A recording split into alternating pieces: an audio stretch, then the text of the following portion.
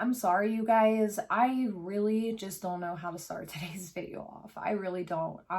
This video was definitely not planned and not something that I wanted to do.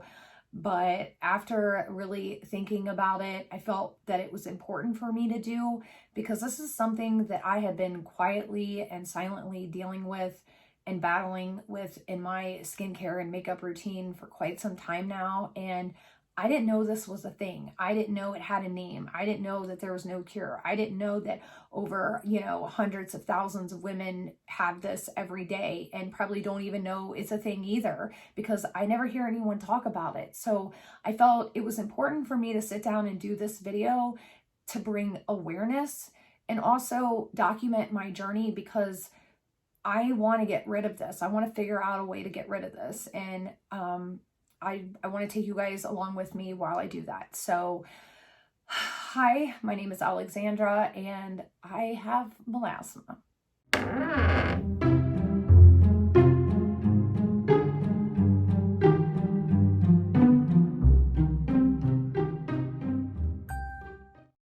I guess it's best if I start at the beginning because I feel like that really plays a big role into everything. All right, so my dad has vitiligo, and for those of you guys that don't know what that is, it's basically a skin condition that causes a hypopigmentation of the skin. So it's where the skin has no pigment at all. It's like stark white. It's normally in patches, like my dad has like patches all over his fingers, on his hands, and up his arms, and even has some on his legs. And he's had and dealt with it pretty much most of his life because there's no cure for it at all. You do have to be very vigilant about putting sunscreen on and keeping it on and reapplying it because your skin can very easily get damaged by the sun and you could easily get skin cancer and all of the stuff that comes with that. So, it is kind of a nuisance in a lot of ways, but on top of that, there's the cosmetic side to it where people see it. I mean, it's right there, visibly there, and a lot of times people are ignorant and they don't know what it is. And I'll give you a really good example. There was a guy that I was dating one time and my dad reached out to shake his hand and the guy was like, kind of hesitated.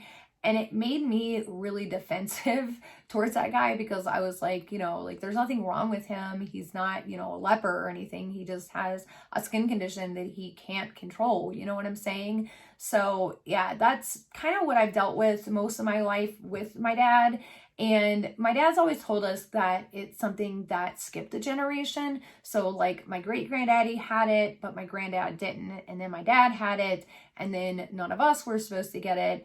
But I do have a couple of like hypopigmentation spots on my legs, but they're not really big and they've really never affected me or bothered me in that way. I just put some sunscreen on it, and because they are such small spots on my legs and they're not really having a major effect on my life and bothering me that much, I never really felt the need to go up and have them like clinically diagnosed. Now, my daughter does also have a couple of spots on her back, but again, they're very small. They're not bothering her. I do just make sure she wears sunscreen, and I've kind of been keeping an eye on them just in case she does get more or they do get bigger. And if they do, then of course I'll take her up to a dermatologist and have them look at it and go from there.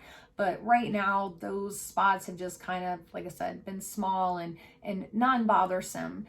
Now, because of my dad and our family's history, and this apparently being something that's in our genetics, this is definitely something that has always kind of lingered in the back of my mind and worried me. Like, are my spots going to get bigger? Does it really skip a generation? Is my daughter going to get it worse? Is my son going to end up with it? You know what I mean? Like, it's just something that's always kind of sat there in the back of my mind. And come to find out here very recently, it is also something that has made me susceptible or more susceptible to getting the flip side of that coin, which is hyperpigmentation or too much pigment in the skin.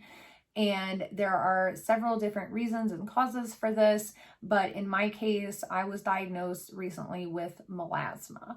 And what melasma is it's basically where you get these patches here of hyperpigmented spots. And I have them like all over my face, on my lips, right here, on my forehead. They're starting to come. I'm even getting some on my nose. And There are several different reasons and causes for melasma. It's apparently very common in women, and it's also extremely common after you've had a baby. So if you've recently had a baby and you're finding yourself with these spots, it might be due to all the hormone changes, and it might just go away on its own. Also, if you've recently switched and gotten on a new birth control, those hormone changes can also cause you to get it. Again, it might go away on its own. In my case, it's already been over a year since I've had Liam, and I haven't switched and changed birth controls. So they're not thinking that that's the cause. They think it's just bad. It's just bad genetics. It's bad DNA basically.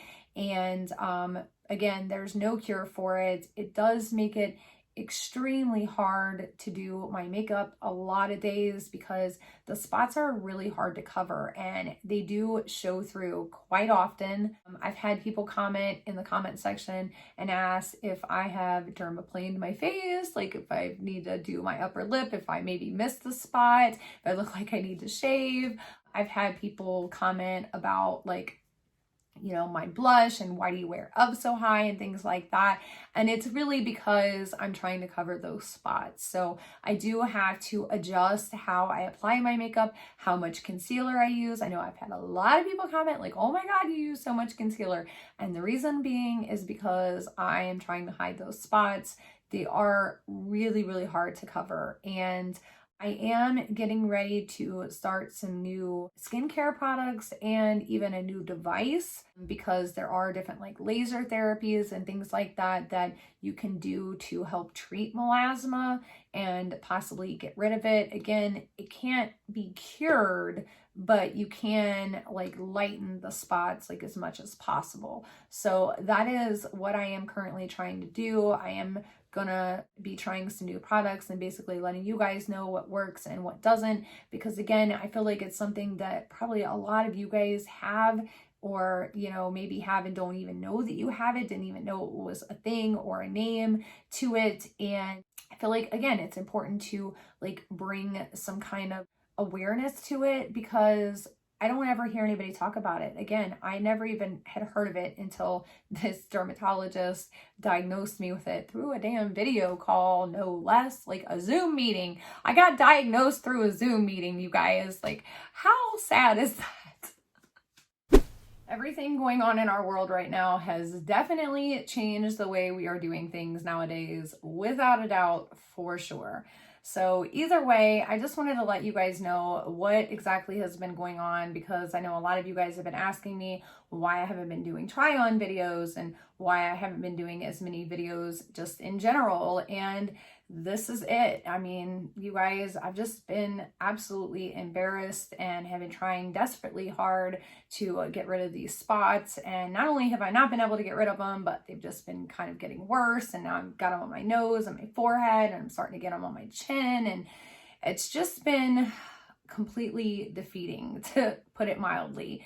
And it's made it really hard for me to do try-ons or to test out makeup. For instance, I got this whole bag of makeup here that I got from Target. It's all brand new drugstore makeup. I wanted to do try-on with it, and I am going to. But, you know, like some of the foundations and stuff are like light to medium coverage, and so they're not going to obviously mask my spots. They're really going to show through, and it's, again, it's just really defeating, and it just makes me feel very inadequate, which is why, again, I wanted to bring awareness to this, and I wanted to let you guys know what has been going on with me and what is going on with my skin.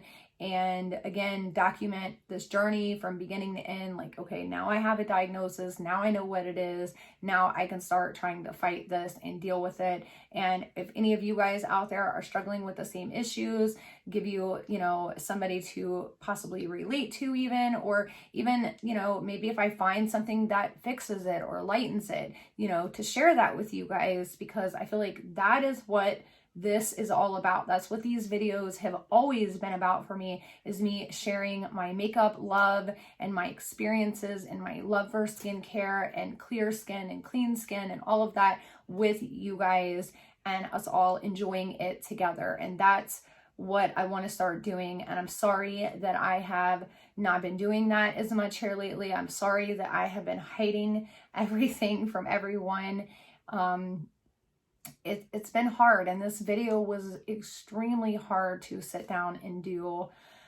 Again, it's probably one of the hardest videos I've done in a very long time, but I felt it was also extremely necessary.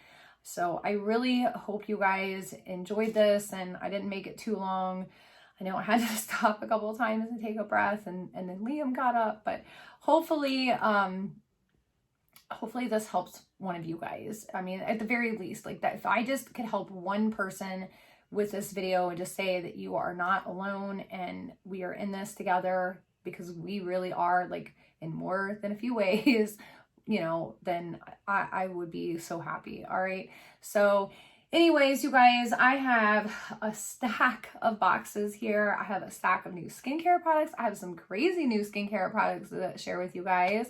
Again, I have drugstore haul. I like literally have had the new Fenty cream and blush, and I've got new Tarte products. I have so much stuff sitting here. It's ridiculous, and I'm tired of hiding, so we're gonna do the dang thing. All right. So anyways, I will see you guys here very soon, because literally as soon as I stop this video, I'm going to start recording these, because no more. All right. I love you guys so, so much. And thank you for everything and being here with me through everything and supporting me through everything. I really do appreciate it. And hopefully we can get through this too, and beat this dang craziness on my face, because I don't think anything would make me happier right now. All right, you guys. Bye.